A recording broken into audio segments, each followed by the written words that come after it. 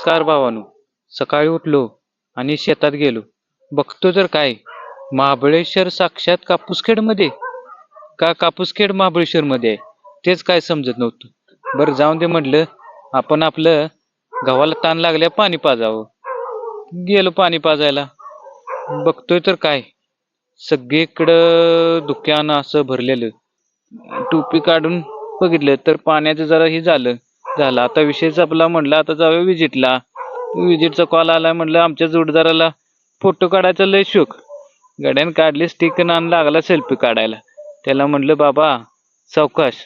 तोपर्यंत ही बघा, रस्त्यात आम्हाला ही मरी गाठ पडली. ती काय करायचं, पोटासाठी लांबून आलेली ती तिवरज भाऊंची गाठ पडली तिथं मोन्यानी शेजारी. तर रस्त्याचं काम चालू आहे, निवांत बैठक बसलेली. मी बघा जाताना काय घरी निघालो. हा ह्यानं बघा डबल स्टिक काढली. आणि आता तसंच घरी गेलो.